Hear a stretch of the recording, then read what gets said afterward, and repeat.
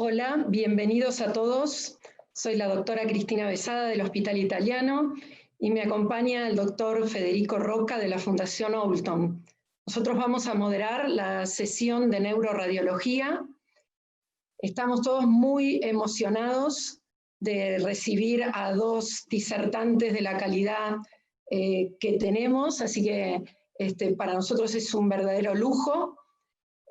Agradecemos desde ya a las autoridades del ASAR, de la FARDIT y también de este congreso virtual por el cual tenemos el lujo de tener a estos disertantes. Le voy a ceder la palabra al doctor Federico Roca para que presente a nuestro primer distinguidísimo disertante y amigo. Bueno, buenos días a todos.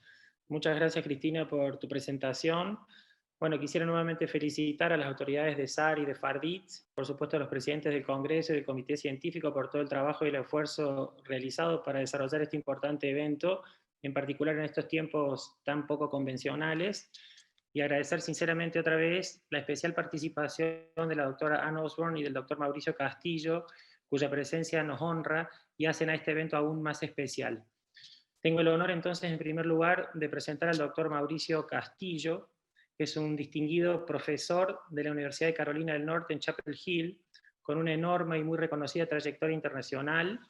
Ha sido past president y gold medal de la American Rent and Race Society y también de la American Society de Neuroradiology. Ha sido editor emérito del American Journal of Neuroradiology, autor y coautor de más de 550 artículos originales. Es un verdadero amigo de la casa, es un maestro de los profesores de radiología y además es un miembro distinguido honorario de nuestra propia sociedad. Así que agradecemos y valoramos enormemente su presencia y su participación. Les recuerdo que las preguntas las vamos a realizar al final de la exposición del doctor y las pueden ir escribiendo en el sitio de preguntas y respuestas del Zoom. Así que bueno, damos inicio a la presentación. Muchísimas gracias, doctor Castillo, por su presencia. Muy buenas tardes a todos y bienvenidos a la plática de tumores de fosa posterior en niños. Antes de comenzar, agradecer a las doctoras Cristina Besada y Claudia Cejas por su amable invitación. También agradecer al Comité Ejecutivo de la Sociedad y de la Federación Argentina de Radiología. La última edición del libro de la clasificación de tumores del sistema nervioso central, editado por la Organización Mundial de la Salud, como todos sabemos, salió en el 2016 y creemos que para mediados del año próximo tendremos una nueva edición.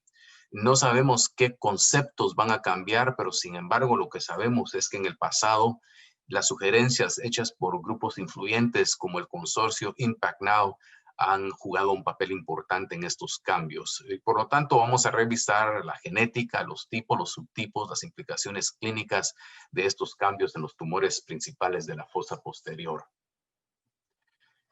Comencemos con el ependimoma. Tradicionalmente ha habido una clasificación histológica que lo divide en 4 subgrupos. El problema con esto es que esta clasificación no juega ningún papel importante en la estratificación, tratamiento y pronóstico de estos pacientes. Luego también hay otra clasificación que los divide de acuerdo a su localización y generalmente en cada localización hay 3 subgrupos de ependimoma. En el cerebelo tenemos subependimoma, ependimoma grupo A y ependimoma grupo B. También los podemos dividir de acuerdo a su localización y sabemos que el subtipo mixopapilar ocurre únicamente en la parte más distal del cono medular y la parte proximal de la cola de caballo. Los ependimomas relapositivos solo ocurren en los hemisferios cerebrales y sin embargo el subependimoma puede ocurrir en la columna, en el cuarto ventrículo o en la región supratentorial. También los podemos dividir de acuerdo a la edad del paciente y sabemos que en niños más del 90% de todos los ependimomas se originan del cuarto ventrículo y en adultos la gran mayoría de ellos se originan en el cordón medular, en su parte distal y en la cola de caballo y por lo tanto el subgrupo más común va a ser el mixopapilar. Lo que sabemos es que estos ependimomas que se originan en diferentes lugares son diferentes tumores con diferentes implicaciones clínicas. ¿Qué va a pasar posiblemente con la nueva clasificación? Creemos que la clasificación basada en la histología de los tumores mixopapilares de subependimoma no va a cambiar. Sin embargo, el subtipo mixopapilar va a ser elevado a un grado 2 en lugar de un grado 1. Los términos clásico, anaplástico no se van a utilizar. Para aquellos ependimomas que se originan en el cordón medular, habrá una subclasificación de un subtipo muy agresivo que generalmente tiene un pronóstico muy pobre, y ese subtipo se llama MYCN. Como ya dijimos, en la fosa posterior, dos subtipos, y supratentorial, a partir del subependimoma también hay dos subtipos, pero vamos a concentrarnos únicamente en los tumores de la fosa posterior. Como dijimos, hay dos subgrupos, se denomina PFA y PFB, que quiere decir posterior fosa A y posterior fosa B. Dentro del grupo A hay dos subgrupos, PFA1 y FA2. Estos están compuestos por 9 diferentes tumores, y todos los 9 diferentes tumores van a tener diferencias en edad de presentación, sexo, grado y pronóstico del paciente, pero generalmente estos 9 tumores se presentan en niños bastante jóvenes, representan la gran mayoría de tumores de la fosa posterior y el pronóstico es relativamente pobre. Dentro del grupo PFB hay 5 subgrupos, pero en realidad estos subgrupos no son muy interesantes para nosotros porque no tienen ninguna diferencia desde un punto de vista clínico. Sin embargo, como regla general, PFB tiende a presentarse en niños de mayor edad o en adultos jóvenes. Tienen un pronóstico intermedio. Sin embargo, las recurrencias, inclusive 10 años después del diagnóstico inicial, tienden a ser relativamente comunes. Así que el pronóstico en ambos grupos es relativamente pobre. Y aquí tenemos un ependimoma subgrupo A. Podemos ver en la parte izquierda superior de la pantalla el ependimoma intraventricular al tiempo del diagnóstico, y en el seguimiento a 6 meses podemos ver que hay una metástasis en la región supracelular y que también hay una metástasis en la cabeza del núcleo caudado del lado derecho, alrededor del cuarto ventrículo. Creo que podemos ver unos pequeños nódulos que están captando contraste. Lo vemos bien aquí en la parte superior derecha de la pantalla, y tuvimos la suerte de hacer un pequeño voxel de espectroscopía en uno de ellos, y podemos ver un patrón espectroscópico que refleja neoplasia con elevación marcada de la colina. Y unos meses más tarde viene el paciente y ahora podemos ver el crecimiento exagerado de estos nódulos alrededor del cuarto ventrículo, y que ha habido extensión del tumor a través del espacio subaracnoideo, y ahora hay tumor en toda la parte distal del canal medular, en la cola de caballo y en las superficies del cordón medular, así que un pronóstico muy pobre. Entonces, para sumarizar esta parte de la presentación, subependimoma se origina en 3 lugares, la médula espinal, el cuarto ventrículo y en la región supratentorial, y van a permanecer grado 1. El tumor mixopapilar únicamente ocurre en la parte distal del cono medular y ocurre en la parte proximal de la cauda equina, y va a ser elevado de un grado 1 a un grado 2. En el cordón medular vamos a tener un nuevo subgrupo de ependimoma, MYCN, el cual es muy agresivo y casi siempre lleva a la muerte del paciente. Y en el cerebelo tenemos 2 subgrupos A y B, los cuales contienen 9 subgrupos en total. Para fines prácticos, el subgrupo A es universalmente fatal para los niños, todos mueren, y el subgrupo B generalmente lo vemos en adultos. Y por supuesto que hay aquellos ependimomas que en inglés se llaman NOS, Not Otherwise Specified, que no contienen ninguno de los cambios moleculares o genéticos que hemos visto en estos subgrupos, y esos van a ser clasificados de acuerdo a su histología normal en tumores grado 2 o grado 3. Pasemos ahora a hablar de meduloblastoma, y como todos sabemos, hay 4 grupos de estos meduloblastomas, los cuales han sido aceptados. El grupo WIN, que ocurre en la parte inferolateral del cerebelo, el grupo Saanich-Hedgehog, que ocurre en la parte superolateral del cerebelo y muy raramente en la línea media, y luego grupos los cuales no tienen bien definida una característica molecular o genética, y esos son los grupos 3 o 4 que generalmente ocurren en la línea media y pueden ocurrir dentro del cuarto ventrículo. Algo que vemos en resonancia magnética es que el grupo 3 tiende a tener más captación de contraste que el grupo 4, y que si tenemos un paciente que tiene enfermedad metastática difusa en el eje neuroaxial, estos pacientes generalmente corresponden al subgrupo 3. Entonces, comencemos con el grupo Wnt. Es el menos común de todos los meduloblastomas. Como ya dijimos, se origina en la parte inferolateral del cerebelo, involucrando el agujero de Luschka, y generalmente tiene un componente intracerebeloso y un componente que se proyecta de una forma exofítica hacia la parte baja de la cisterna del ángulo cerebelo-pontino. Histológicamente corresponden a la histología clásica. Las metástasis son relativamente raras y tienen que ocurrir en niños un poquito más grandes, alrededor de los 10 a 12 años de edad. Hay dos subtipos, el tipo alfa y el tipo beta. El tipo beta generalmente ocurre en adultos y el tipo alfa ocurre en niños, y el que ocurre en niños tiene un mejor pronóstico. Aquí tenemos un ejemplo del tipo Wnt alfa. En la parte izquierda de la pantalla pueden ver ustedes el tumor originándose en la parte inferolateral del cerebelo y extendiéndose hacia la parte baja de la cisterna del ángulo cerebelo-pontino. Vemos lo mismo en la vista T2 coronal y vemos que hay captación de contraste después de la administración de gadolinium en este niño, que también, como muchos de ellos, tiene hidrocefalia al presentar. Ahora pasemos a ver el segundo grupo. Es el Sonnich Hedgehog. Representa más o menos una tercera parte de todos los meduloblastomas y ocurre en niños y en adultos. Tiene un pronóstico intermedio.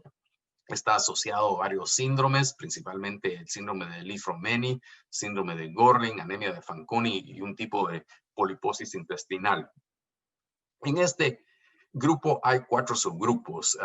Hay el subgrupo alfa, que se ve en pacientes más o menos adolescentes. La gran mayoría de ellos tienen metástasis al diagnóstico, pero se puede ver también a una edad temprana, comenzando más o menos a los 3 años de edad.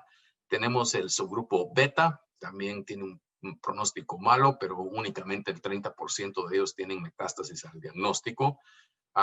Tenemos el subgrupo gamma, que tiene el mejor pronóstico, y este es el que tradicionalmente ha tenido un aspecto extensamente nodular, ya sea por histología o por resonancia magnética. Y luego tenemos el grupo delta, que generalmente ocurre también en adultos y tiene un pronóstico relativamente bueno, y esto es lo que antes llamábamos un meduloblastoma desmoplástico lateral. Generalmente, como su nombre lo implica, ocurren en la parte lateral del hemisferio cerebeloso, entran en contacto con la pía y tienen una reacción en la cual dan formación a tejidos fibróticos y por lo tanto depósito de colágeno, y esto recibe el nombre de desmoplasia. Aquí tenemos un ejemplo clásico en la parte superolateral del cerebelo, en el mapa de ADC, en la parte derecha, izquierda de la pantalla. Pueden ver ustedes muy bien la restricción de la difusión y pueden ver la captación de contraste. Y ocasionalmente vemos que estos pacientes tienen captación de contraste en la pía, y eso generalmente es debido a esta reacción desmoplástica. En estos pacientes tenemos un paciente del tipo gamma, o sea, el meduloblastoma extensamente nodular, como lo ven en la parte izquierda de la pantalla, y pueden ver aquí en la parte inferior, en la vista axial, los múltiples nódulos de tumor. A pesar de que tiene una apariencia bastante agresiva, sabemos que estos tumores tienen un pronóstico relativamente bueno, con más del 90% de pacientes sobreviviendo a 10 años. Y en la parte derecha de la pantalla tenemos el grupo delta, que es el meduloblastoma desmoplástico lateral, y como podemos ver no hay nodularidad, pero está en la parte superolateral del cerebelo, haciendo contacto con la superficie del cerebelo, y como lo vemos en el mapa de ADC, hay una restricción marcada de la difusión que es típica en todos los meduloblastomas. El grupo 3 es casi tan común como el grupo 2, ocurre generalmente en 3 a 5 años de edad y tiene un pronóstico pobre. Más de la mitad de los pacientes van a tener enfermedad metastática difusa al tiempo de la presentación. Hay 3 subgrupos, alfa, beta y delta, gamma, pero en estos no hacen mucha diferencia para nosotros. Todos estos medulloblastomas tienen un pronóstico bastante pobre cuando pertenecen al grupo 3. Y aquí tenemos el típico ejemplo en la parte superior izquierda de la pantalla. Ven ustedes la captación de medio de contraste en un tumor que se proyecta hacia el cuarto ventrículo.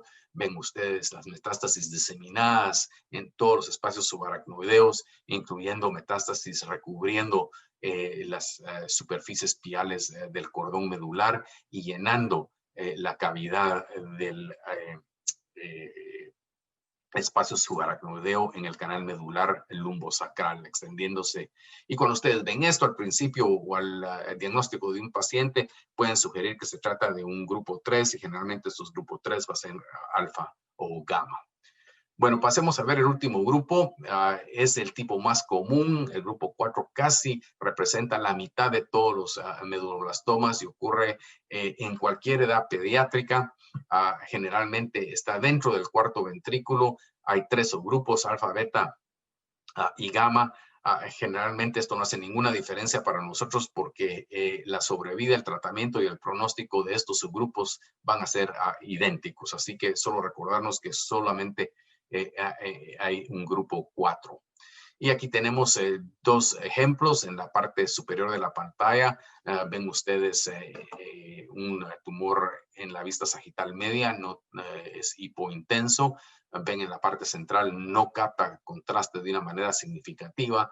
Y aquí lo vemos, tiene unos quistes y hemorragias en la parte superior derecha de la pantalla. En la parte inferior otra vez, este no está dentro del cuarto ventrículo, después está en la línea media y noten que después de la administración de contraste no hay captación de contraste, lo cual es típico y nos hace la diferencia entre un 3 y un grupo 4, porque recordemos que el grupo 3 generalmente capta contraste y como todos los medulloblastomas en el mapa de ADC, el de la parte inferior demuestra restricción de la difusión en el mapa de ADC. Lo que es típico de estos medulloblastomas también son estas metástasis un poco extrañas. Miremos este paciente, tumor en la línea media. Hay alguna captación de medio de contraste. En la difusión ven ustedes restricción de la difusión. No les enseño el mapa de ADC, sino la imagen de difusión en donde se ve que el tumor tiene señal alta. Vean ustedes que hay una metástasis en la región del polo anterior o frontal del ventrículo lateral izquierdo. La metástasis tiene las mismas características que tiene el tumor de la fosa posterior. Eso tiene restricción de la difusión y, como ven en la parte derecha de la pantalla, tiene muy poco o ninguna captación de contraste. Esto es típico. Este patrón es típico de las metástasis de un medulloblastoma del grupo 4, restricción de la difusión y no captación de medio de contraste, y pueden ocurrir en todos los espacios subaracnoideos. Bueno, para terminar esta parte de la plática de un artículo que salió hace más o menos 6 años en la JNR, podemos usar únicamente las imágenes con gadolinio y ya nos ayudan a tratar de clasificar a los tumores. Como vemos acá, el tumor WNT capta contraste, está en la parte lateral del hemisferio cerebeloso, proyectándose hacia la cisterna del ángulo cerebelo-pontino. Sausage Hedgehog ocurre en la parte superolateral del cerebelo, lo vemos acá en esta imagen haciendo contacto con la superficie del cerebro, y en esta imagen acá vemos una variación altamente nodular. Grupo 3 en la línea media, proyectándose hacia el cuarto ventrículo, casi siempre capta contraste. Grupo 4, captación de contraste puede ocurrir, es menos común, y cuando ocurre es generalmente de una forma sutil. Así que únicamente las imágenes anatómicas ya nos dejan clasificar los medulloblastomas en sus 4 grupos principales y posiblemente en alguno de sus subgrupos, como ya vimos. Pasemos ahora solo a platicar brevemente del tumor teratoideo, rhabdoideo atípico, es un tumor relativamente reciente, inicialmente descrito en 1987 y reconocido por la Organización Mundial de la Salud en 1993. Una tercera parte de ellos están asociados a tumores rhabdoides en otro órgano, generalmente los riñones, y representan metástasis en el sistema nervioso central. Por lo tanto, todos estos pacientes que tienen un tumor diagnosticado de este tipo deben de tener una tomografía computarizada de tórax y abdomen. Hay 3 subgrupos. El primer subgrupo se llama TYR, ocurre en la fosa posterior en niños menos de un año de edad. Si vemos en un niño de menos de un año de edad un tumor en la fosa posterior que tiene las características de un meduloblastoma, ya todas las que hablamos, capta contraste, restricción de la difusión, la posibilidad es que no sea un meduloblastoma en un niño muy pequeñito, sino que sea uno de estos tumores atípico rhabdoide teratoideo. El segundo grupo, MYC, es supratentorial, ocurre en niños mayores. Y el tercer grupo, Sonnich-Hedgehog, no tiene ninguna localización, no tiene ninguna relación con el meduloblastoma que tiene la mutación de Sonnich-Hedgehog. Todos estos subgrupos son incurables. El grupo TYR tiene algún beneficio inicial de la radioterapia y sabemos esto es importante porque en niños muy pequeños no queremos usar radioterapia por todos los trastornos de desarrollo que va a causar la radioterapia. El grupo Sonnich-Hedgehog tiene algunos beneficios inicialmente de una quimioterapia muy intensiva, pero todos tienen un pronóstico muy pobre. Pasemos ahora a hablar del astrocitoma pilocítico y hay 2 grandes grupos. El esporádico, que ocurre en el cerebelo, crece, efecto de masa, causa síntomas, necesita resección quirúrgica, es relativamente común y casi nunca se convierte en un tumor maligno. Luego tenemos el heredado, que generalmente está asociado a neurofibromatosis de tipo 1 y lo vemos en los nervios ópticos, en el quiasma, en el hipotálamo. No tiene crecimiento o crece muy lentamente. Generalmente mientras la edad del niño va progresando, estos tumores van regresando y poniéndose más pequeños. No hay indicación para el tratamiento, pero de vez en cuando tienen una degeneración maligna y entonces hay que tratarlos. La Organización Mundial de la Salud hoy en día reconoce 2 tipos, el astrocitoma pilocítico benigno típico, grado 1, y aquel que se dice llamado con anaplasia, el cual no tiene ningún grado. Lo que están proponiendo hoy en día es que el tipo convencional ocurre en 3 localizaciones, en la fosa posterior, en la línea media y en la región supratentorial, y lo que llamamos hasta ahorita un astrocitoma pilocítico con anaplasia va a pasarse a llamar MCAP, que es un astrocitoma altamente maligno que tiene un patrón similar al astrocitoma pilocítico en histología convencional y tiene un pronóstico muy pobre.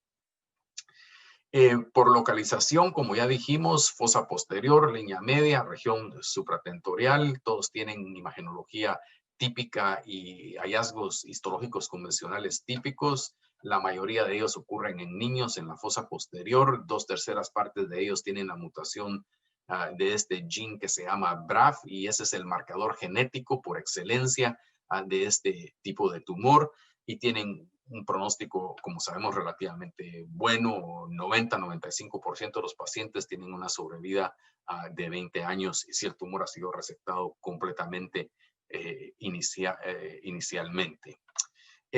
Pasemos a ver ahora esta nueva clasificación que va a tomar el papel de lo que antes llamábamos un astrocitoma pilocítico. Las imágenes son no específicas, pero generalmente estos tumores ocurren en adultos y son supratentoriales. Lo que se cree hoy en día es que el astrocitoma anaplásico o este nuevo subtipo MCAP no existe en niños, que cuando esto fue diagnosticado en niños fue un error y que esos eran glioblastoma multiforme o este nuevo tipo de tumor que es un tumor glioneural leptomeningio difuso. Están asociados a neurofibromatosis de tipo 1 y como ya dijimos, el pronóstico de estos pacientes es relativamente pobre. En esta pantalla vemos ejemplos de astrocitoma pilocítico clásico. Como vemos en la parte superior izquierda, a veces pueden no captar contraste, La forma más típica es un nódulo que capta contraste asociado a un quiste. En la forma más típica, el quiste no tiene pared neoplástica, sino que la pared está formada por tejidos cerebelosos comprimidos y no capta contraste. Sin embargo, ocasionalmente podemos ver el nódulo con una pared que capta contraste, o podemos tener una masa sólida que capta contraste sin la presencia de un quiste, o inclusive una masa que capta contraste en forma de anillo, como lo vemos acá, y tiene una apariencia bastante agresiva, pero generalmente es un tumor benigno. Y aquí en histología corriente, lo que todos antes llamábamos las famosas fibras de Rosenthal, que sugieren el diagnóstico de astrocitoma pilocítico. Este paciente tiene una apariencia atípica, captación de contraste en forma de anillo en varias localizaciones. Lo pueden ver ustedes en la vista axial y sagital. Sin embargo, lo que es típico de estos astrocitomas pilocíticos es que no hay ninguna restricción de la difusión en el mapa de ADC de las partes sólidas del tumor. Si ustedes ven las partes sólidas del tumor, estas partes sólidas tienen aumento de señal comparado con el hemisferio cerebeloso vecino, por lo tanto no hay restricción de la difusión. Aquí tenemos dos pacientes con dos tumores muy similares, ambos ocurriendo en la parte medio, ligeramente lateral del cerebelo, uno en la parte inferior y uno en la parte superior.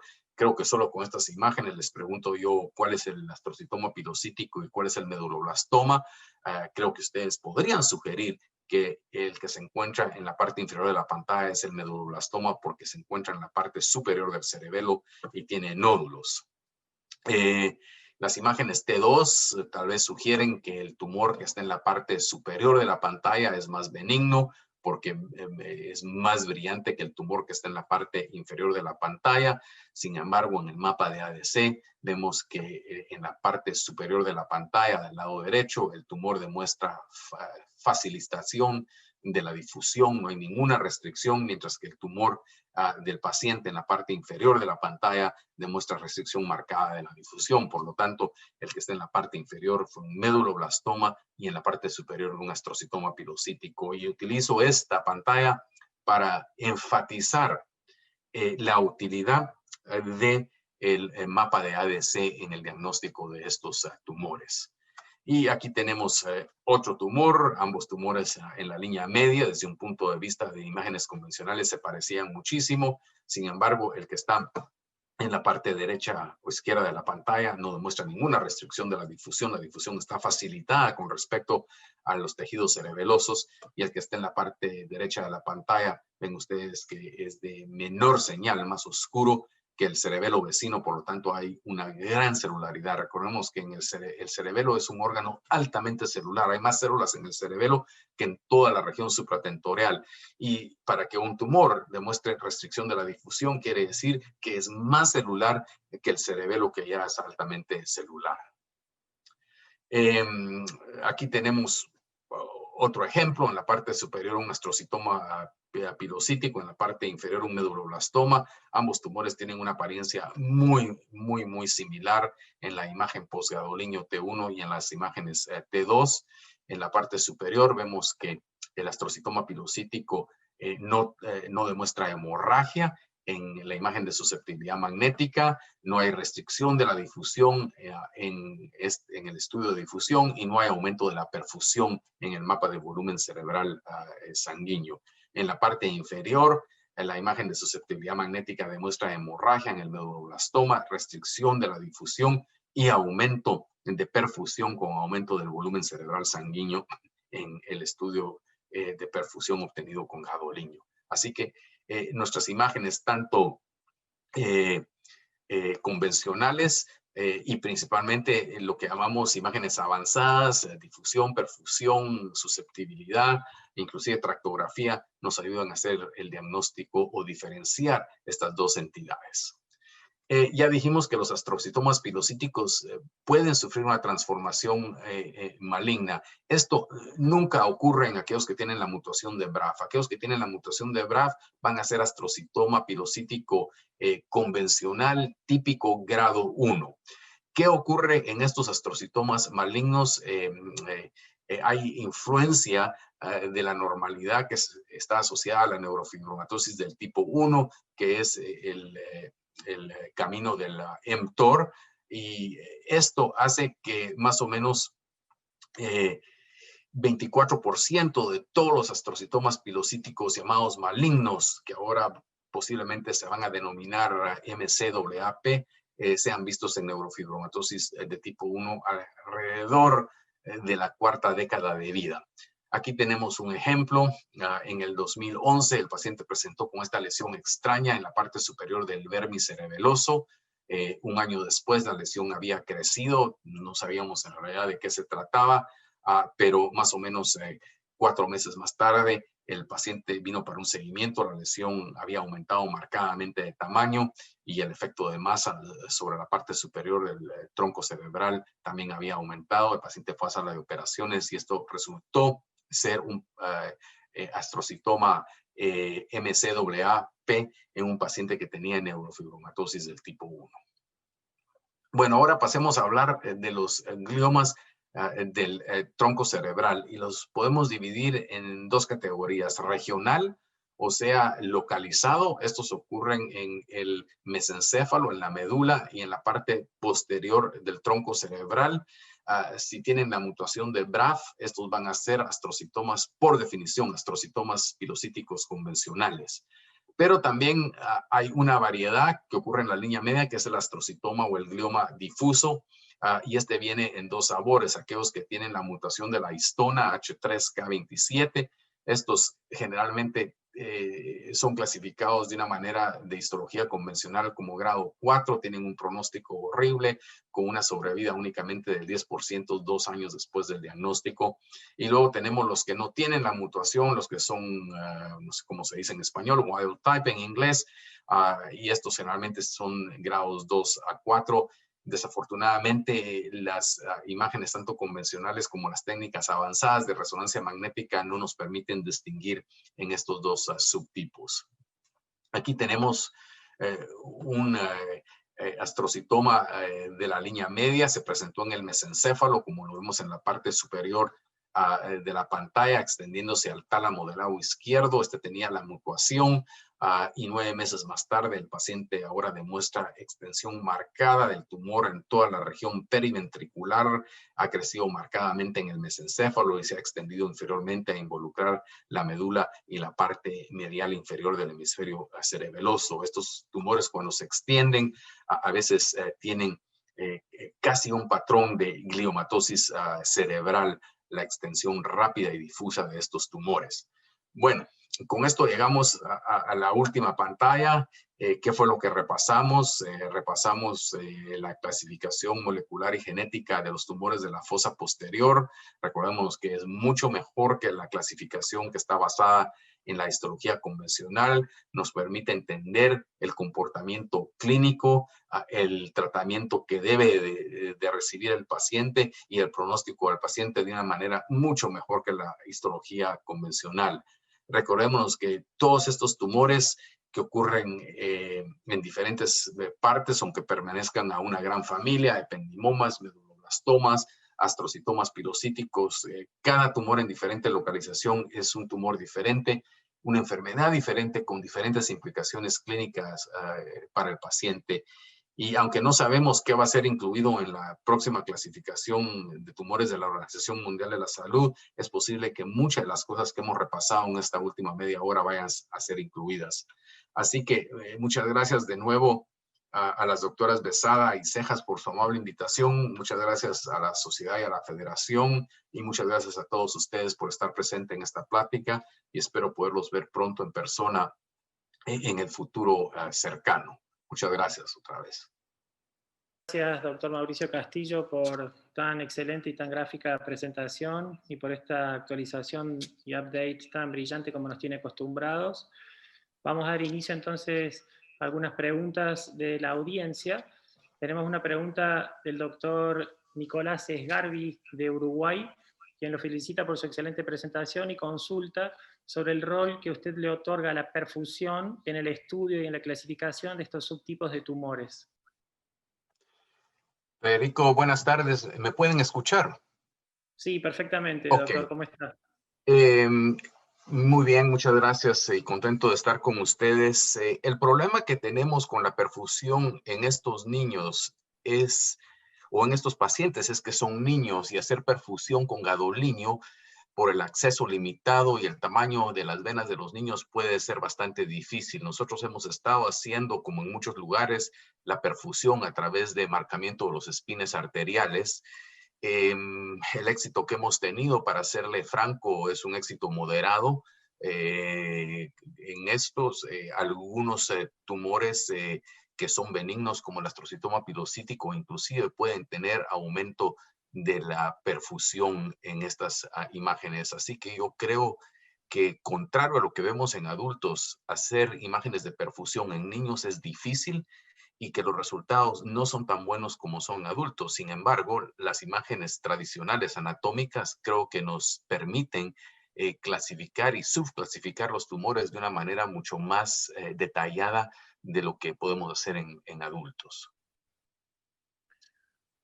Excelente, doctor. Muchísimas gracias. Una nueva pregunta del doctor Hernán Chávez, quien le consulta si usted cree apropiado que los neuroradiólogos, además de informar el subtipo histológico de tumor, debemos también dar una aproximación del subgrupo molecular en la conclusión de nuestros informes.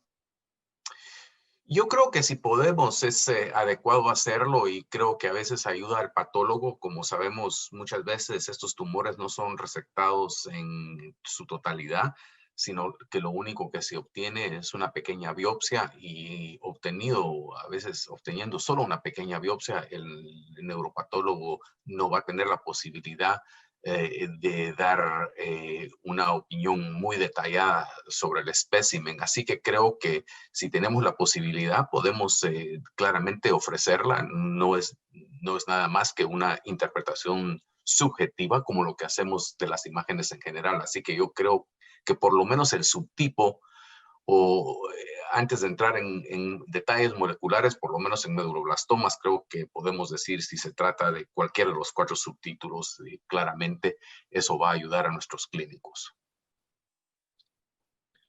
Perfecto, doctor. Muchísimas gracias. Una nueva pregunta del doctor Robinson Robles desde Lima, Perú, quien consulta qué rol tiene la espectroscopía en estos tumores de fosa posterior. Bueno, otra vez, yo creo que la espectroscopía tiene un rol bastante limitado. Por ejemplo, hay tumores en fosa posterior como el astrocitoma pilocítico, que si interpretamos la espectroscopía aislada de las imágenes anatómicas, la espectroscopía no va a hacer nada más que confundirnos. Estos tumores tienen una gran concentración de colina, tienen disminución del NAA, y como estos tumores utilizan glucosa como su combustible primario desde un punto de vista celular, van a producir lactato. Vemos la espectroscopía de un astrocitoma pilocítico y va a tener la misma apariencia que la espectroscopía de un tumor altamente maligno. Por tanto, yo creo otra vez que contrario a los adultos, otra vez las imágenes anatómicas nos dan suficiente información. Creo también que en tumores en los cuales no hay posibilidad de hacer una biopsia, los tumores del tronco cerebral, del puente cerebral, en estos pacientes la espectroscopía sí ayuda. El diagnóstico diferencial generalmente es de una infección viral o de un proceso inflamatorio, y creo que a veces la espectroscopía sí nos deja afinar un poquito más nuestro diagnóstico y decir que se trata posiblemente de una neoplasia, y estos pacientes van a ser tratados sin tener una biopsia. Excelente, doctor. Muchísimas gracias por la respuesta. Otra pregunta del doctor Pineda, que consulta si tiene utilidad la difusión para evaluar la respuesta terapéutica en estos tumores embrionarios de la fosa posterior, y eventualmente cada cuándo recomendaría el seguimiento de los tumores, particularmente medulloblastomas, que tienen diseminación en el eje espinal. Nosotros estamos haciendo el seguimiento cada 3 a 4 meses y 24 horas inmediatamente después de que el paciente ha tenido la resección quirúrgica. Lo que es importante es que estos pacientes tienen que tener imagenología no solo del cerebro, sino de la columna antes de que se haga la cirugía. Si se hace esto después de que se haga la cirugía, ha habido violación del espacio subaracnoideo, puede haber hemorragia secundaria a la cirugía. Esto puede causar irritación de las leptomeninges en la superficie del cordón medular y puede dar lugar a captación de contraste, la cual se puede confundir con metástasis. Con respecto a la difusión, bueno, todos sabemos que en cualquier tumor que ha sido tratado de una manera exitosa o que el tratamiento está dando resultado, va a haber muerte celular y esto se va a ver reflejado por un cambio de difusión en que la difusión deja de ser tan restringida y comienza a facilitarse. Esto lo hemos usado nosotros para evaluar la respuesta de enfermedad metastática en adultos en el cerebro. Sin embargo, no estoy seguro que se pueda usar en niños en la fosa posterior. Una de las razones por las cuales no creo que se pueda usar en fosa posterior en niños es porque el objetivo de la cirugía es la resección total del tumor y creo que lo que queda por atrás es una combinación de tumor residual con cambios inflamatorios posquirúrgicos y es muy difícil de distinguir exactamente qué es lo que está pasando en fosa posterior. Así que yo no la utilizaría. Perfecto, doctor, muy claro. Otra pregunta es con respecto al marcador biológico, el HER2, si tiene utilidad para el seguimiento de los meduloblastoma, en su experiencia, si tiene valor utilizarlo. Esa sí que es una pregunta un poco difícil porque lo único que yo estoy familiarizado es con este factor humano epitelial que se encuentra en los tumores de mama. Yo sé que se ha utilizado algunas veces su identificación para poder dar algunos tipos de tratamiento a estos pacientes. Creo que también hay alguna experiencia en identificar este marcador en las metástasis de tumor de mama en el cerebro y tratarlas con cualquier tipo, no sé cómo se dice en español, natural cell killers, una cosa así, pero también sé que en adultos se puede encontrar en glioblastomas y que la idea ha sido de identificar esto en los glioblastomas para tratarles de dar un tratamiento afinado a este tipo de tumor con las terapias que puedan afectar el metabolismo que induce el factor humano epitelial. Pero en los tumores de fosa posterior, la verdad es que no estoy seguro y tal vez alguien más de ustedes sepa algo, yo sí no sé. Ok, muchísimas gracias. Entiendo que la doctora Cristina Besada tiene una pregunta para hacerla y con eso haríamos, si están de acuerdo, finalizado su exposición. Muchísimas gracias. Adelante, Cris. Ok, gracias, Federico. Hola, Cris. Hola Mauricio, ¿cómo estás? Bien, gracias. Excelente tu presentación.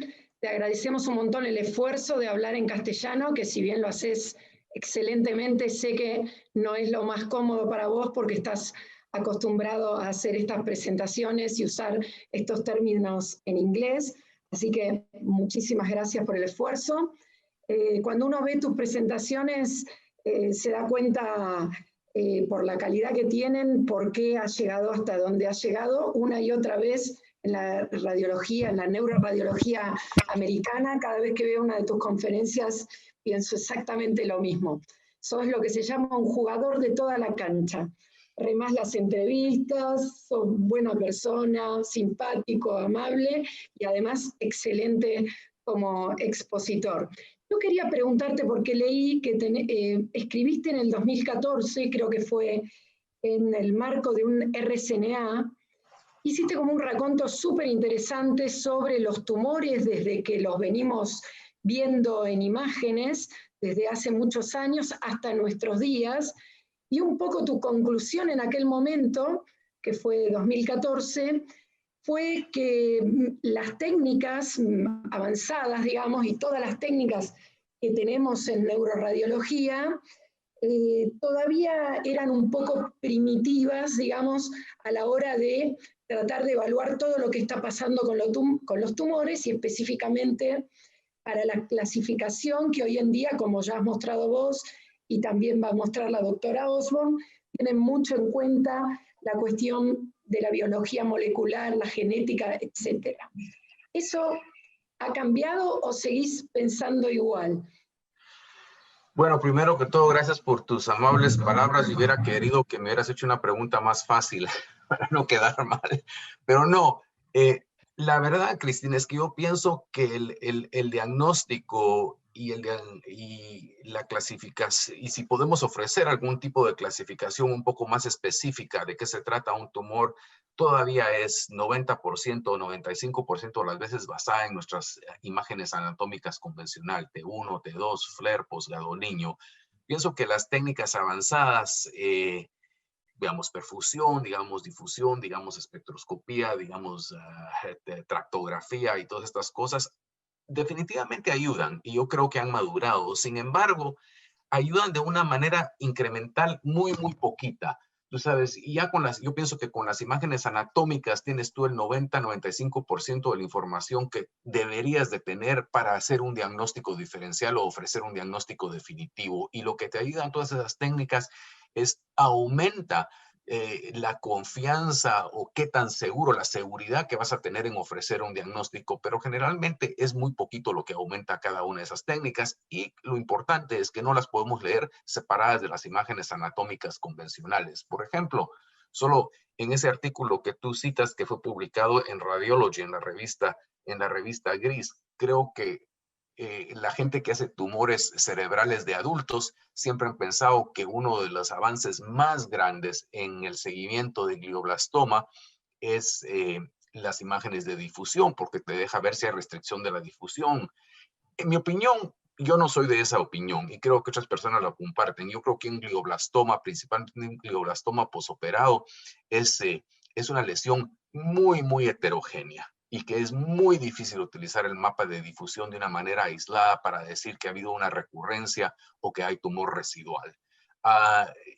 Tal vez en tumores que son más homogéneos histológicamente que un glioblastoma, eso podría servir. Pero como te digo, yo creo que colabora un poquito, pero que todavía la mayoría de la información que nosotros obtenemos y en la cual basamos nuestro diagnóstico son las imágenes anatómicas. No sé qué crees tú.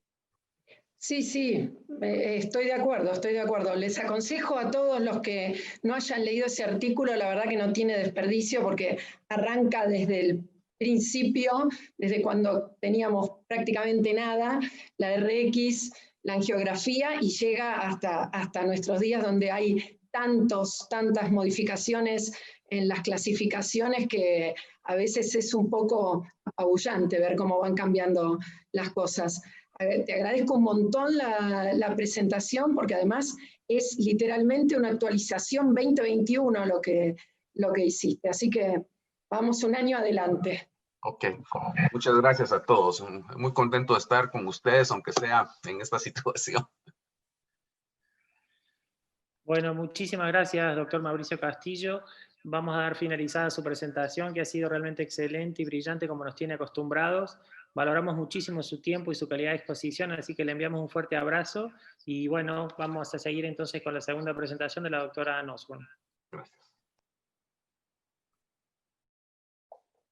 Tengo el placer de presentar a la doctora Ann Osborne, que es una médica que no necesita presentación, todos la conocemos, es una gran maestra, para mí es muy emocionante presentarla porque la admiro muchísimo. Voy a decir algunas palabras en inglés y después rapidito ya pasamos a la presentación de ella para que todos la aprovechen. Aquellos que no han tenido oportunidad de escucharla nunca, por favor no se la pierdan porque es realmente excelente. Y les recuerdo que pueden hacer las preguntas en el chat. Si las hacen en inglés, ella puede contestarlas mientras dura la charla, y si no, al final las vamos a traducir y se las vamos a hacer en inglés. Dear Ann, Dr. Osborne, it's an honor and a pleasure, my pleasure, to introduce you such outstanding neuroradiology, a woman, a pioneer that we all admire, has taught people all over the world, even so far away as in Argentina. We all know you. We consider everybody you as a teacher. You need no presentation because everybody loves Ann Osborne.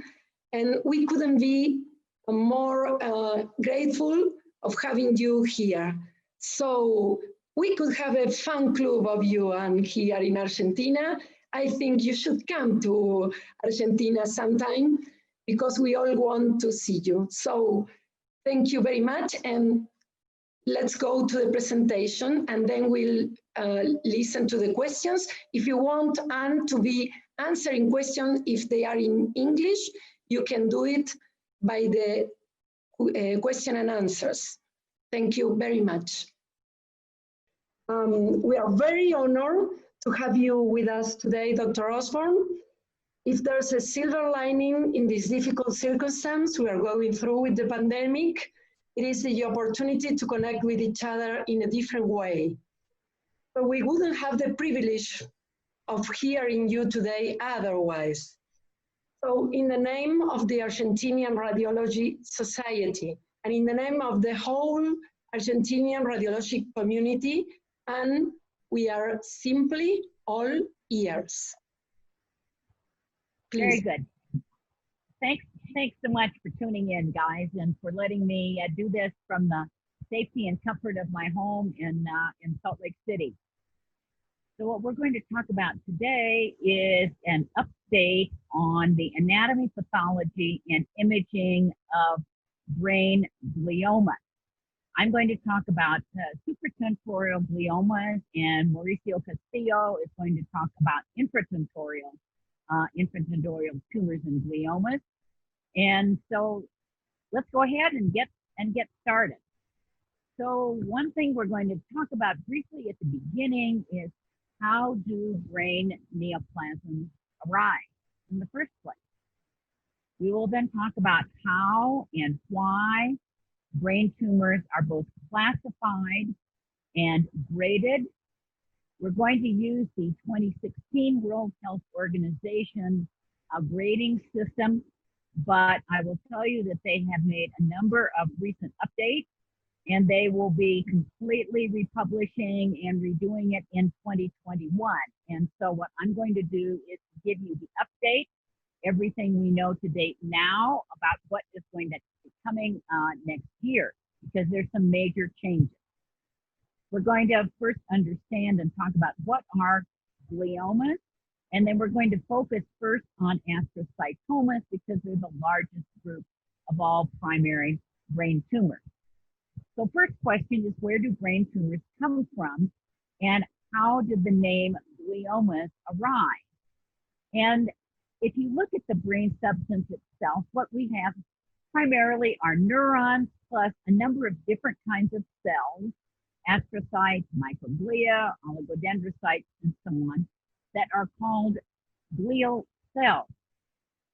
And from a very long time ago, more than 100 years ago, brain neoplasms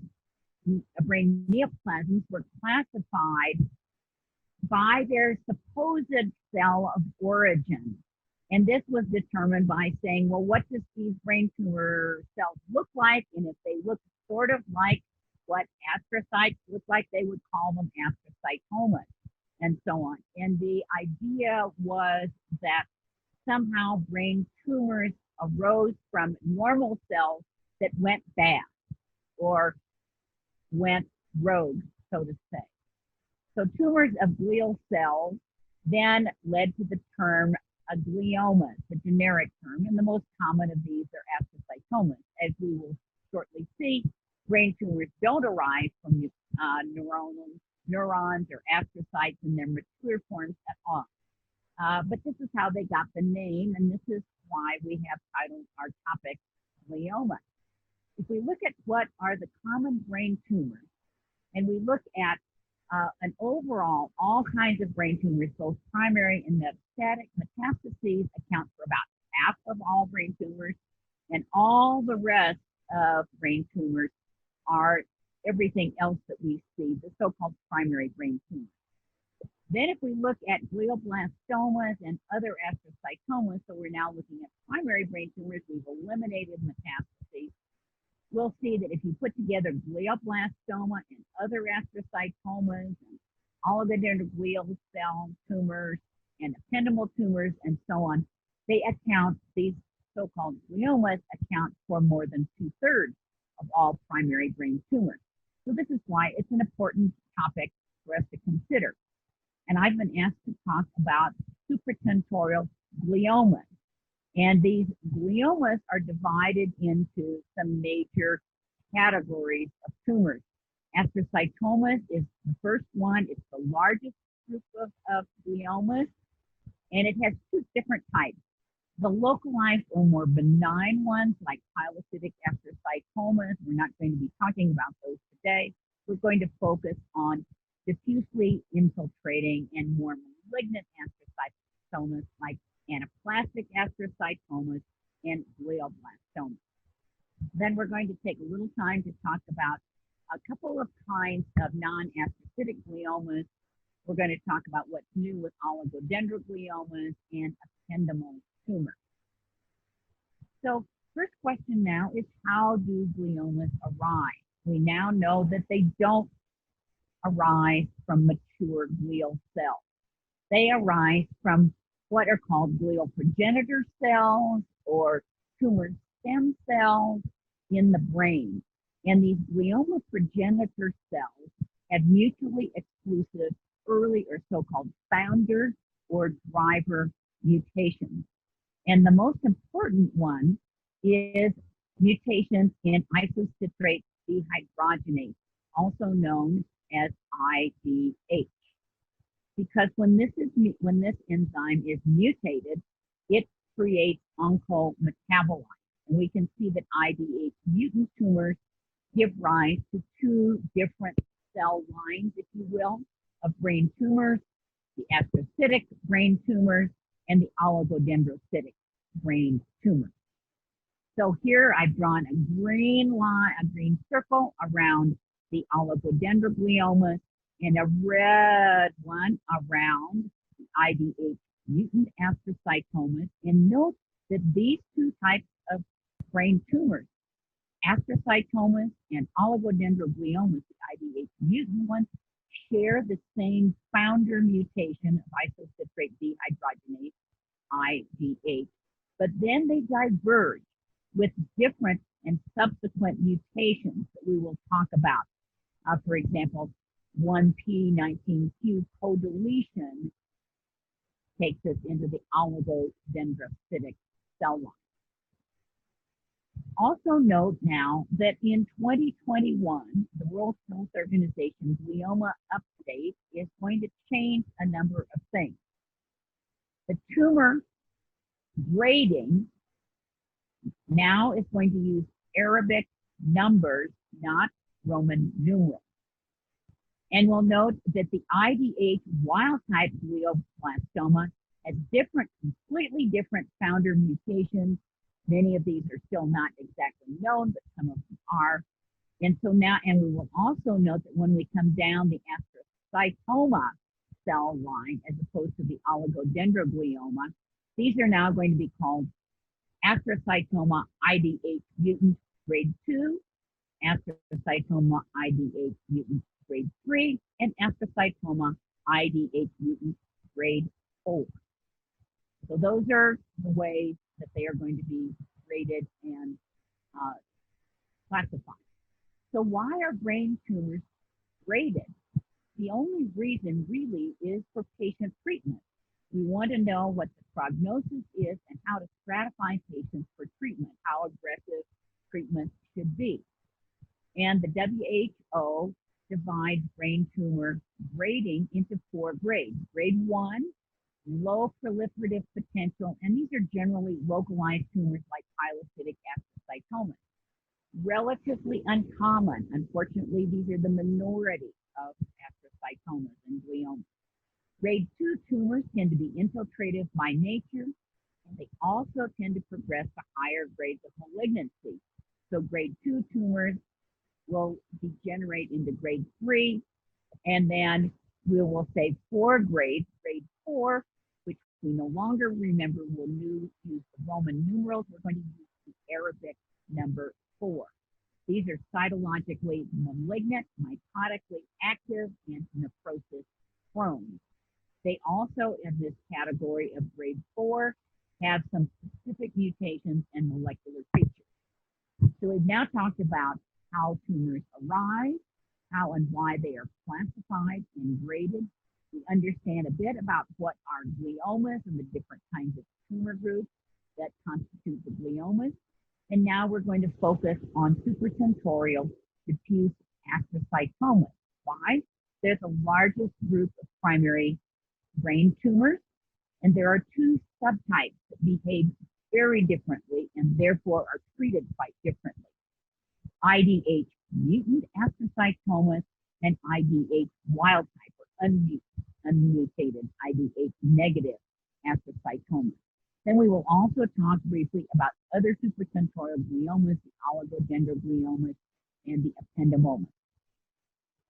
So in 2021, diffuse astrocytic tumors are going to be talked about by their IDH status plus some other additional features. So WHO grade 2, we will have IDH mutant and IDH wild type astrocytomas. WHO grade 3, we will have IDH mutant and IDH wild type astrocytomas. In this case, it's called the anaplastic astrocytoma. And WH grade 4 will be astrocytomas IDH mutant. Note that IDH mutant tumors are not going to be called glioblastoma. That term, glioblastoma, is going to be reserved for the IDH wild type glioblastoma, grade 4 tumors. There's something in the middle here that's new, and this is a designation of a tumor as diffuse astrocytic glioma, IDH wild type, that doesn't have histological features of a glioblastoma, no necrosis, no microvascular proliferation, but it has molecular features that indicate it's going to be a bad actor. And so this is a new one, this diffuse astrocytic glioma with molecular features of glioblastoma that make this tumor a WHO grade 4.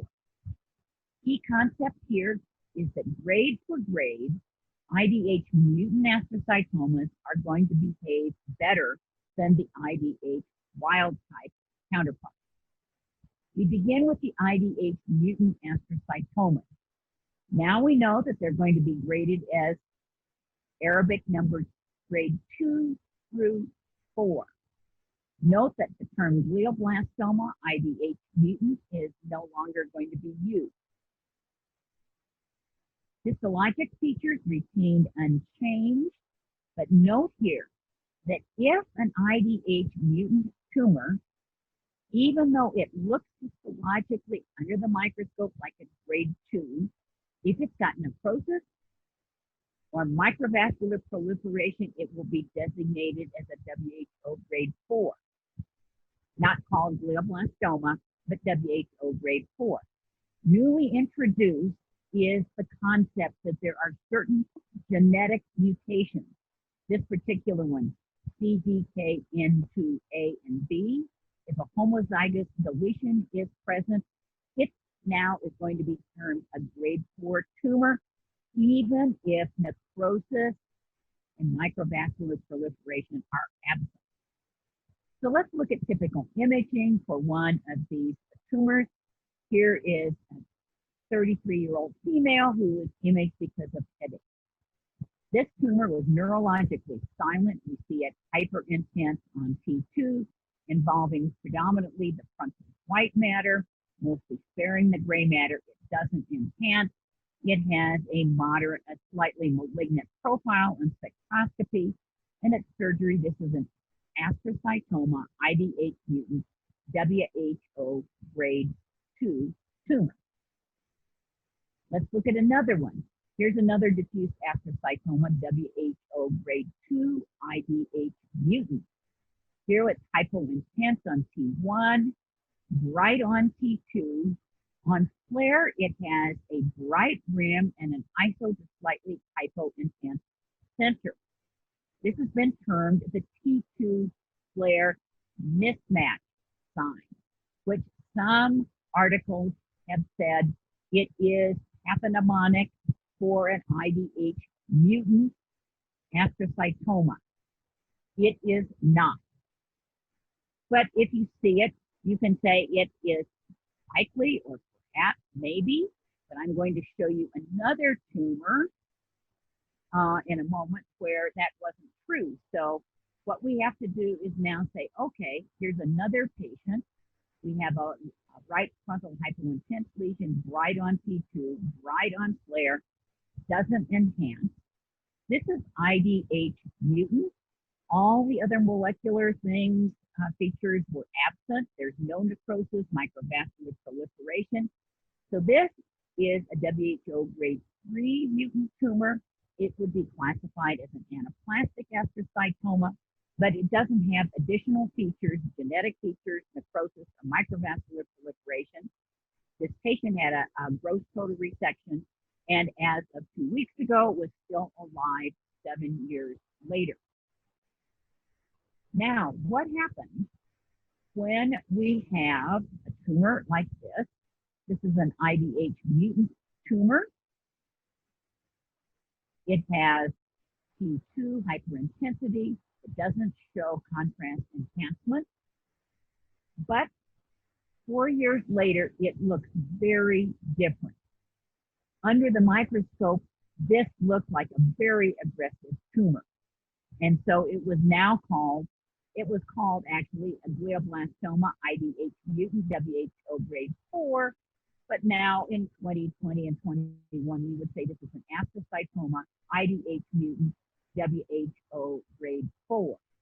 So this patient survived 4 years, and then the tumor looks like it is really quite bad. The key point is that astrocytomas do not change their IDH status. So 4 years ago, this was an IDH mutant tumor. 4 years later, it's still an IDH mutant tumor. At the time this was done, there was no microvascular proliferation, no necrosis, but I'm believing that if we had been able to do genetic analysis, it would have had this particular key mutation, which showed that it was going to behave badly, which indeed it did. Now here's another one, an IDH mutant, a WHO grade 4. Here you can see it's a much larger tumor. There is some enhancement and some prominent blood vessels here, and some areas of necrosis and so on. This is an interesting one. This patient was enrolled in an investigational study of depression. So she had a screening MR, and then they found this brain tumor. It's IDH mutant, non-EGFR amplified, and even though it looks really bad, this patient is still alive 2 years later. So IDH mutant tumors are going to behave better than the IDH wild type counterpart. So let's now talk about IDH wild type astrocytomas. In terms of their grading, now a change is present. If any of the following is present, either histologic evidence of microvascular proliferation or necrosis, or one of 3 genetic parameters, including TERT promoter, EGFR amplification, epidermal growth factor receptor amplification, or chromosome 7 gain and 10 loss, these are now going to be classified as WHO grade 4 tumors, and they will be classified as glioblastoma. So here's a patient. This was histologically a grade 2 tumor, but it was IDH wild type.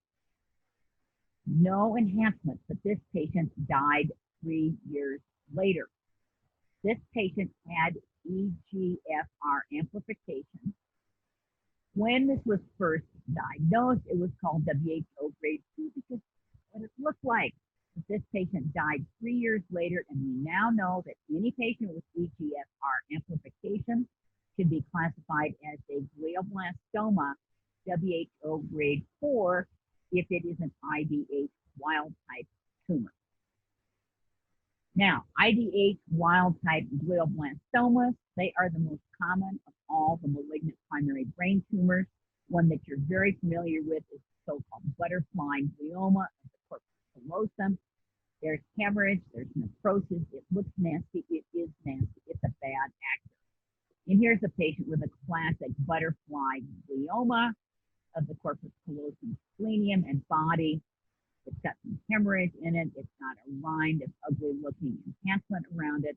And this is a classic IDH wild type butterfly glioblastoma. It's a WHO grade 4 tumor. So in summary, what about these IDH wild type tumors? This year in 2020 and 2021, if designated molecular features like EGFR amplification and some of these other genetic features are present, all IDH wild type, IDH negative gliomas are going to be given WHO grade 4, and histopathologic grading is irrelevant. So what it looks like under the microscope is irrelevant. It's going to be called WHO grade 4 on the basis of its molecular features. And this is really important for patient treatment because these are going to behave badly, and they should be, even if they look low grade under the microscope, they should be classified as glioblastomas for patient treatment purposes. Now, pediatric gliomas are genetically different from adults. And there is a type of mutation that many pediatric gliomas have called a histone mutation. The most common one that we look at is H3K27M mutant. And when that's present, this particular mutation will make pediatric gliomas grade 4 neoplasms. So if these histone mutations are present, there isn't such a thing as a grade 2 or 3. They're all going to be grade 4. So these histone mutant gliomas encompass intrinsic pontine gliomas, and Mauricio is going to talk more about this. I'm just going to mention it very briefly, but also midline non-brainstem high-grade gliomas, and we're going to see these supratemporally in the thalamus. So for example, this pontine glioma, this is the classic IDH wild type because this tumor doesn't have IDH mutations in it. It has histone mutations, and it's the worst of all pediatric brain tumors. It can also occur in adults, including in the midline, like the thalamus, and they have equally poor prognosis. So you're going to hear more about this from Mauricio, but this is an autopsy case with imaging of a patient with one of these histone mutant pediatric midline gliomas. Obviously a very different mutation from the IDH tumors that we've been looking at in those IDH wild type lines in adults. Okay, do they occur in adults? Yes, similar histology and similar adverse prognosis. So here's a WHO grade 2 tumor. Under the microscope, this looks really quite benign. Didn't have necrosis, didn't have microvascular proliferation. It was IDH wild type. Why? Because it's a different mutation. One of these histone mutant gliomas. 18 months later, this patient died of disseminated disease. And here's another patient with a similar tumor, supratentorial glioblastoma, mutant H3K27M, distant metastases. So even though this looks benign under the microscope, with this particular mutation, very aggressive tumor and very bad prognosis. Here's one we had recently, show that these tumors also occur in the thalamus and the hypothalamus and so on. Here's a patient where you see a thalamic tumor. You see it infiltrating the fornices and the hypothalamus on this sagittal FLAIR scan, and you see it going down the brainstem into the upper cervical spinal cord and around the fourth ventricle. Here are the axial scans. This started in the thalamus and around the temporal horn of the lateral ventricle and spread. This is the initial scan of this patient. Here's the post-contrast scan. We can see it enhancing in the hypothalamus, enhancing in the spinal cord. Oh, it's enhancing in the thalamus. It's enhancing in the temporal lobe. There's the thalamus, and it even had distant metastases, and this is an adult H3 K27 proven mutant glioma. Very bad prognosis, just as it occurs in kids. It's bad in adults, and this patient died in 6 months. Now, for the last few minutes that we have, we're going to talk briefly about another kind of glioma, the oligodendroglioma. You remember that it has the same founder driver mutation, IDH mutation, as our IDH mutant astrocytoma. But it's the subsequent mutations that differentiate the oligodendrogliomas from the astrocytomas. And the most common one here is for oligodendrogliomas is co-deletion of 1p19q. In contrast, 1p19q are intact in our astrocytic cell line. So what about oligodendrogliomas? These are typically tumors of middle-aged adults. The most common site is supratentorial and hemispheric. They tend to involve the cortex and the subcortical white matter and are relatively well demarcated and differentiated. They can kind of deform and remodel the overlying inner table of the skull because these are relatively slow-growing tumors. Here's a recent case that we had where in this patient with seizures, you see some kind of gyriform calcification, and note that on the bone algorithm reconstruction, there is remodeling of the cortex overlying this lesion. Here's our T1, and here's our T2 weighted scan showing that this involves both the cortex and the underlying white matter. This patient at pathology has 1p19q co-deletion, and this was a WHO grade 2 oligodendroglioma. Can we tell the difference between WHO grade 2 and WHO grade 3 just on our imaging studies? I don't think so. Here are tumors that look very similar. There's enhancement on this one. There's not on this one. And yet this one was a grade 2 tumor, and this is the anaplastic oligodendroglioma, or WHO grade 3. Now, lastly, we're briefly going to consider ependymoma. You'll hear more about this from Mauricio in his lecture. But in 2020 and 2021, we now are going to a location and molecular classification of ependymal tumors. To begin with, they are grouped by anatomic site into 3 anatomic sites: supratentorial ependymomas, abbreviated ST, posterior fossa, abbreviated PF, and spinal cord, abbreviated SC. So here we have ST, the supratentorial ependymomas. We have the posterior fossa ependymomas, and we have the spinal cord ependymomas. And then each one of these has molecularly defined subgroups. So I'm just going to talk about the supratentorial ependymomas. Mauricio is going to talk about the infratentorial one. So the one that we want to talk about first is the subependymoma, which actually occurs in all 3 anatomic sites. It can occur in the frontal horn of the lateral ventricle, down at the bottom of the 4th ventricle, and it can also occasionally occur in the spinal cord. Supratentorial ependymomas are WHO grade 1 tumors, and they have the best prognosis of all of our ependymomas. And we'll also note that there is another type of ependymoma that it can occur in the cerebral hemisphere. So let's talk first about the supratentorial subependymomas. Here's an autopsy case of one. These typically occur in the lateral ventricle attached to the septum pellucidum, as you see here in the autopsy case. Here's an axial T2 and a patient with headache. You see it attached to septum pellucidum. Here it is on FLAIR and on contrast enhancement. It's well delineated. It's typically located in the frontal horn of the lateral ventricle attached to the septum pellucidum. And these are WHO grade 1 tumors. The other supratentorial ependymoma that occurs is a new kind that's just recognized by the WHO. This is a supratentorial but extraventricular mass typically in infants and children. And they're large, bulky tumors.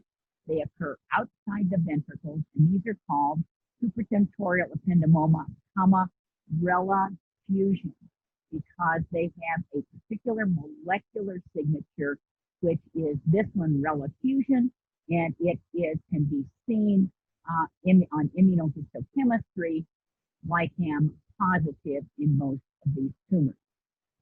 So now let us summarize what we've done with our supratentorial gliomas. We focused on our astrocytomas, which is the largest group of primary CNS neoplasms. We focused on their molecular classification by IDH mutation, but not just by IDH mutation. Others are coming into the diagnosis, like the CDKN2 tumors. The IDH wild type glioblastoma is the most common of the malignant primary CNS neoplasms. And pediatric astrocytomas are different. They are often the histone mutant gliomas, but also note that these histone mutant gliomas can occur in the midline, like the thalamus, in the adult tumors, and you've seen that they're just as lethal in adults as they are in children. We talked briefly about oligodendrogliomas, the second most common of our supratentorial gliomas. Remember that oligodendrogliomas and astrocytomas share the same founder mutation. They are both IDH mutants, but it's the subsequent mutations that define oligodendrogliomas, typically 1p19q co-deletion, and differentiate them from the astrocytomas. And finally, ependymomas in 2021 are going to be diagnosed and categorized by their location into either supratentorial, posterior fossa, or spinal cord, and then also by their molecular classification. So we looked at two types of supratentorial ependymomas, one old one that you're well familiar with, subependymomas, and one new one, the rela fusion positive ependymoma, which is in the hemispheres outside the ventricle. Well, thank you very much for staying with me for this discussion of supratentorial glioma. Thanks so much. Thank you, Anne. I think you have let everybody speechless because there are few questions, but your presentation, your lecture, of course, was outstanding. So many new concepts and on this update. Thank you very much. There's a question here from Dr. Miñarro, who is asking a rather general question about what do you think the role of the neuroradiologist will be in the future, taking in account these new molecular markers, IDH, NGMT, etc. What do you think that the role of the neuroradiologist will be in the future? The role of the neuroradiologist is going to be to find the tumor in the first place and try to distinguish it, what looks like a neoplasm, from other neoplasm mimics, things like tumefactive demyelination and so on. There's a lot of work that's being done now on feature extraction, and can we do imaging diagnosis of different molecular mutations just simply based on the imaging features. And people have said, can we tell the difference between EGFR if it's mutated or not? For example, can we tell IDH mutations presence or absence by doing these very advanced considerations of feature extractions and so on, all done by computer and AI. And the bottom line is that in order to treat the patients appropriately, the neurosurgeons have to go get a piece of tissue, because there is so much more than simply determining, is a tumor IDH wild type or is it IDH mutant? There are many mutations, and you've already seen some. The presence of the CDKN2A and B mutation will really upstage or upgrade a tumor if it's present, even if it looks like it's benign or a relatively low grade under the microscope, and it'll be upgraded to a grade 4 tumor and treated accordingly. And so there's so many different mutations. It's hard to tell what a tumor is simply the mutational status simply by looking at the imaging, even with advanced AI. And so for the foreseeable future, my understanding from the neuro-oncologist and the neurosurgeons is that it doesn't really matter to them what it is that we think is going on the basis of just our imaging features. If we said, yeah, AI says this should be an IDH mutant tumor, they're still going to go get a piece of tissue because it's way more than just simple IDH mutations. Lots more has to be determined, and they can only do that by molecular analysis to see the mutational analysis. And so, yeah, tumor subtyping and subgrouping, it's all molecularly based. And as you saw from Mauricio's wonderful lecture, you can have the tumor that looks the same, but its molecular subgroup really can be very different, even though it looks identical on our imaging studies. So yes, I think our job is to locate it, try to give a pretty good idea of what we think the tumor is, and make sure that it's not a tumor mimic as best we can. And then they're going to get a biopsy. So can they do preoperative planning? And yes, I think that's going to be appropriate, but I don't think now tissue is even more important than it was before because they have to do the molecular analysis. Ok, thank you. Voy a tratar de traducir lo que dijo, fue un poco extenso, espero que hayan entendido, pero básicamente lo que dijo es que básicamente las imágenes, como siempre, siguen sirviendo para diferenciar los tumores de aquellas patologías que pueden parecer tumores y no lo son, y que la clasificación de los tumores está muy ligada a toda la firma molecular de los tumores. Entonces nosotros vamos a limitarnos a localizarlas y con todas las herramientas que tenemos tratar de describir lo mejor posible las lesiones, pero la biología molecular es la que tiene la palabra hoy en día. There's another question. What about the spectroscopy with the ADH mutation? Do you use it? Do you think it should be used worldwide? Hay una pregunta sobre la espectroscopía para la IDH, la mutación IDH. Yes, that's a very good question. If you have a very excellent spectroscopy and the baseline is not too noisy, you can, in some cases, detect the 2-hydroxyglutarate peak, 2-HG, but it's usually small and it's difficult to see. And so again, the answer is the same. The neurosurgeons are going to go ahead and take it out, get some tissue. Determining IDH status is easy for the neuropathologist because it's immunohistochemistry and it's widely available and inexpensive all over the world. So we don't really do routine spectroscopy. We do in some cases, but it's more to tell, is this a neoplasm versus not a neoplasm? Not can we detect 2-HG and therefore say, oh, it's mutant astrocytoma. Ok, lo que dijo fue que es bastante complicada de hacer, que requiere características técnicas bastante complejas y que de todas maneras los neurocirujanos van a ir a tomar una muestra de esto y a determinar por la biología molecular si está mutado o no, con lo cual ella sigue diciendo que el valor de la imagen es más para diferenciar de otras lesiones. Una más y la dejamos. One more, Anne.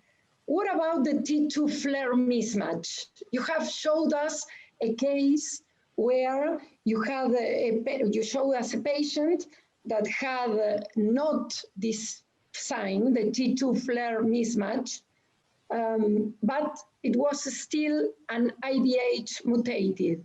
But what about in the other way? Because in our little experience, when we have seen this sign, this T2 FLAIR mismatch, the patients, the cases were IDH mutated. Do you think that's right too, or not? Yes, most of the time that is correct.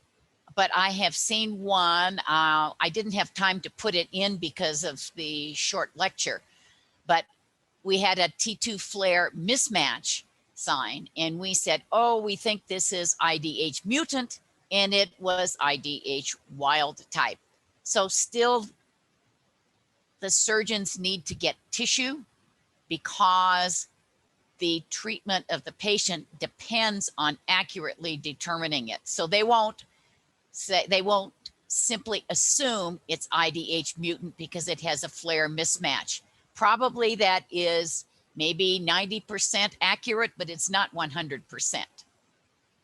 Ok, le pregunté sobre el signo del mismatch T2 FLAIR, que bueno, que es un signo que ella dijo que no era muy confiable, y bueno, dice que han tenido casos de las dos cosas, que con falsos negativos y falsos positivos, y que ella considera que está en un 90% confiable, pero que no todas las veces está presente.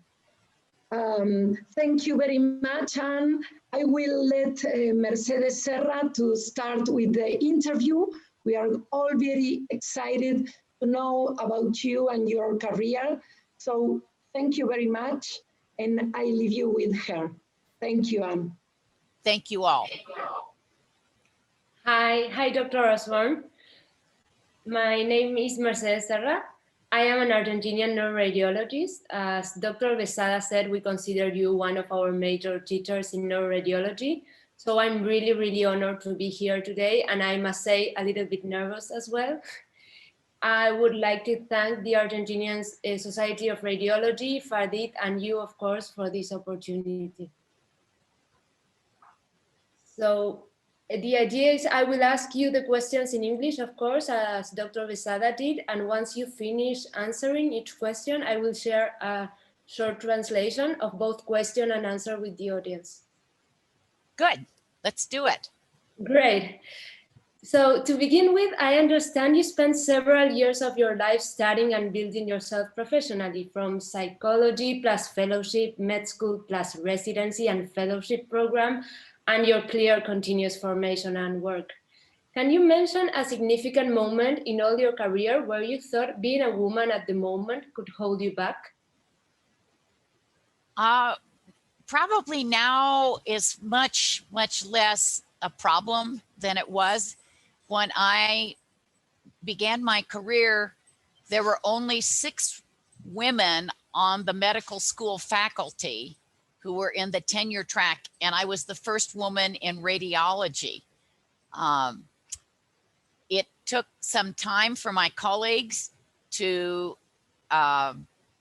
believe that a woman could have a brain good enough to be a neuroradiologist, but in just a few months, instead of talking with them, I just simply showed them by being the best that I could possibly be.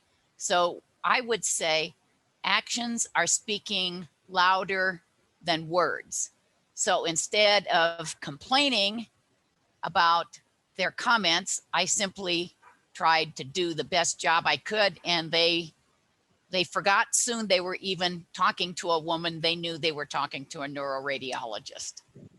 That's great, great to hear. So I will translate now. Okay. La doctora Osborne pasó varios años de su vida formándose, además de medicina, hizo carrera en psicología, con residencia y fellowship en ambas carreras. La pregunta fue si podría mencionar algún momento significativo en su carrera en el que pensó que el hecho de ser mujer podría frenar su progreso profesional. un poco lo que contestó la doctora es que obviamente hoy en día las cosas son distintas, pero en el momento que ella se formó eran solo 6 mujeres en la escuela de medicina.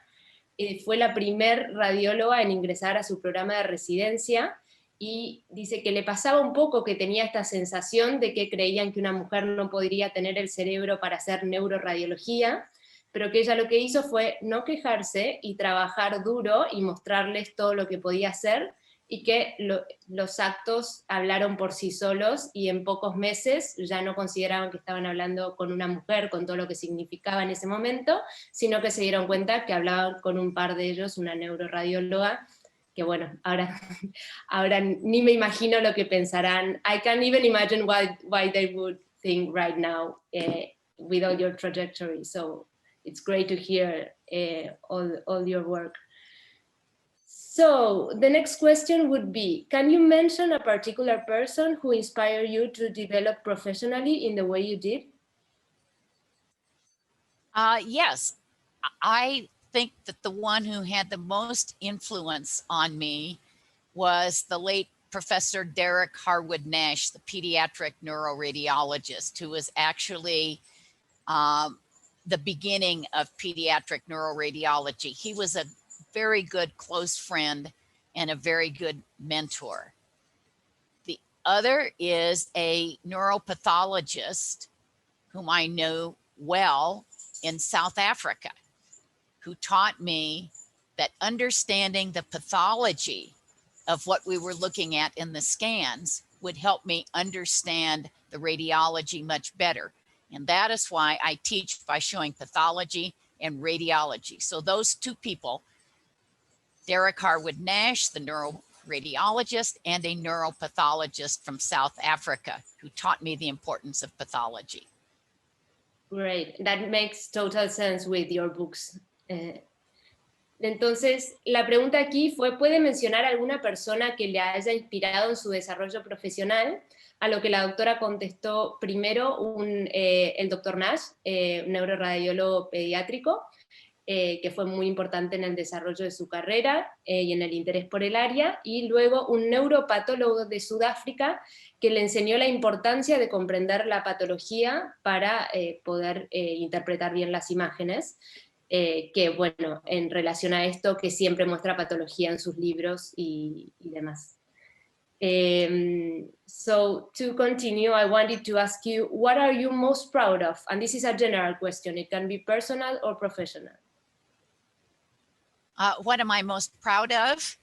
I think my most proud professional accomplishment is teaching neuroradiologists the foundation of neuropathology and using the 2 together to show what radiologists can learn by understanding the neuropathology. And I have continued that to this day. So I work now with the neuropathologists who are writing the new World Health Organization classification of brain tumors next year. I am providing them with neuroimaging as they need it. Great, that's great to hear. And we definitely get the benefit of all the information you give us regarding neuroradiology and the pathology, the correlation with all the pathology. So thank you for that.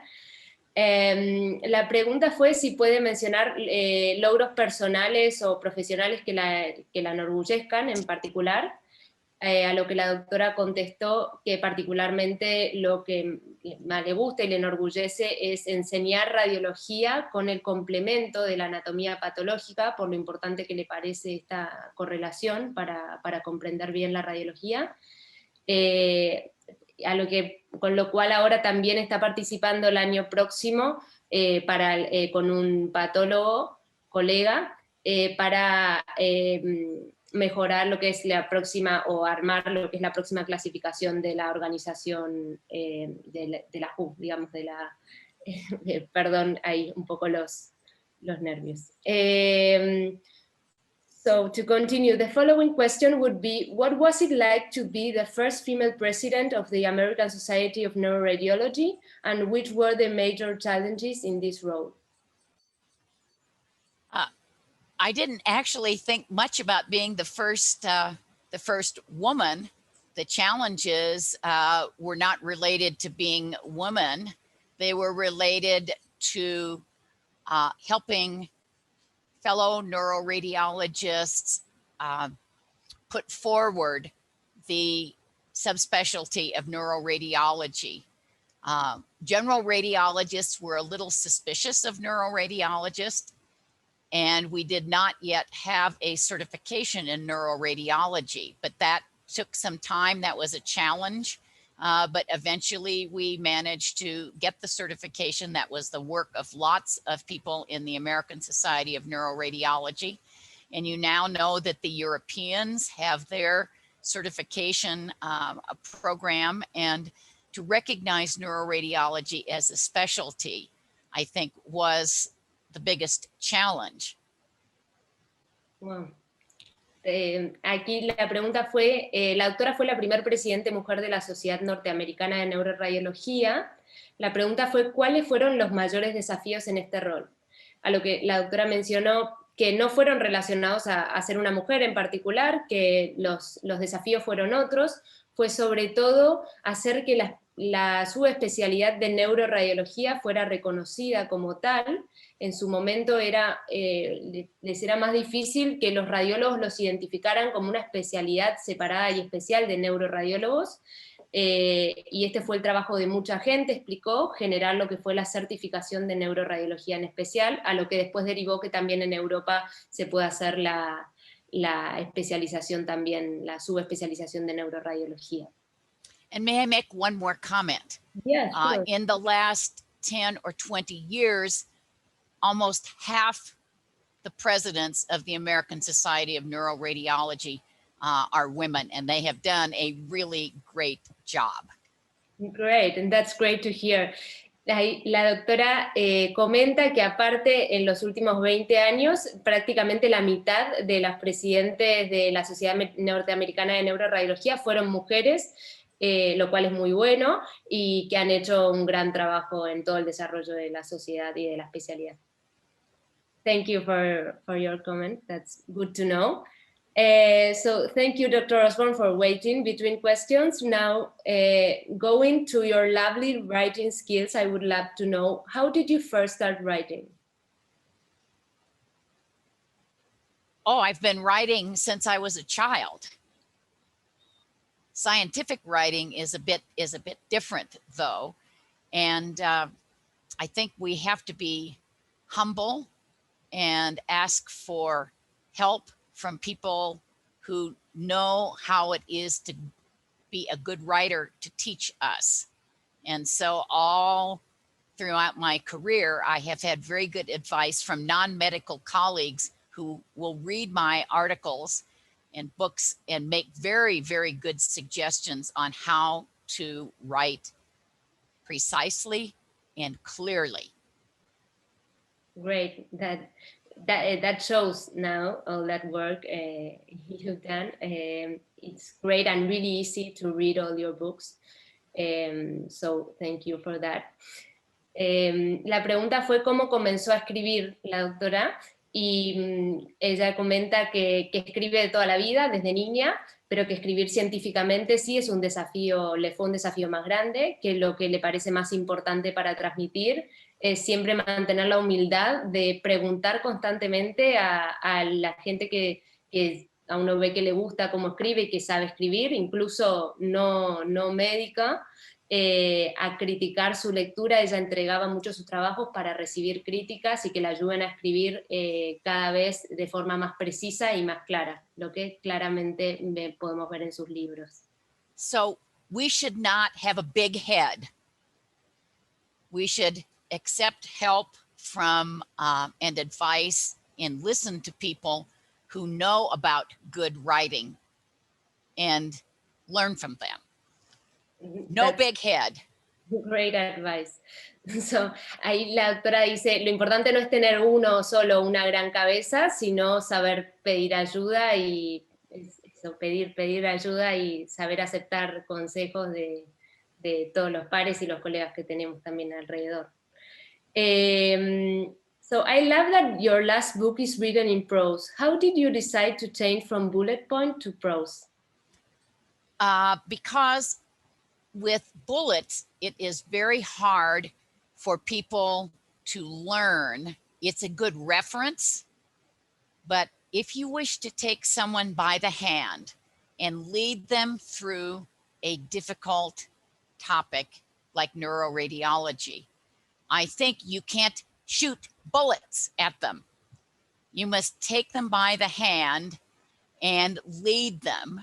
And you can only do that if you are writing prose. Bullet is hard for learning. It's good for reference. Prose is better for learning. It takes many more words than bullets. Totally. I really love that change in your last book. So, seguramente la mayoría conoce los libros de la doctora Osborne. A mí personalmente me encanta que haya modificado la última versión, escribiendo en modo en prosa, en vez de las referencias por puntos como tenía previamente.